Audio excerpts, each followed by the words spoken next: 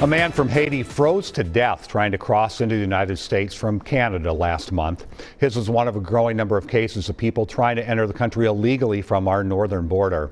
While crossing there may seem easier than at the heavily guarded border with Mexico, it can be deadly. Here's WCCO's John Lordson. It is the longest international border in the world, most of it undefended and desolate.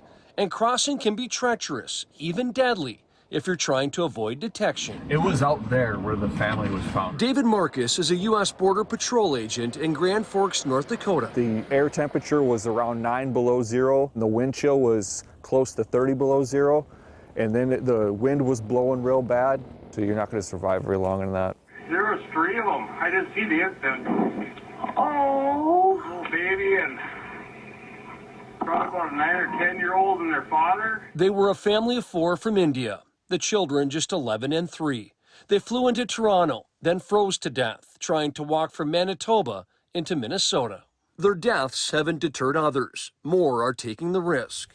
Along this 860-mile stretch of border that the Grand Forks sector patrols, the only real barriers are snow and trees.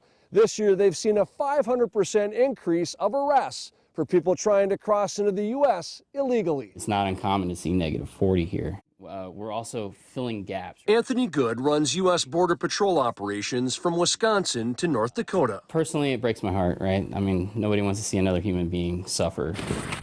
Illegal crossings are up all along the northern border. In one sector, they're up more than 700%.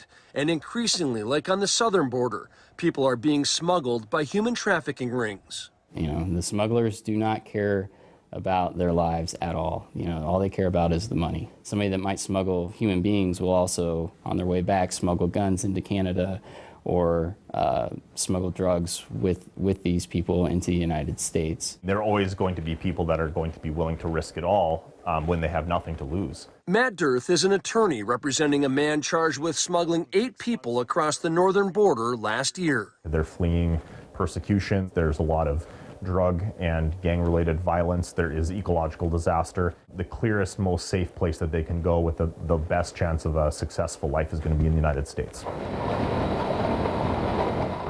Apprehensions here are still a fraction of those on the border with Mexico, but they are growing at a much faster rate. And with winters so unforgiving, any one could be fatal. In Pembina, North Dakota, John Lordson, WCCO 4 News.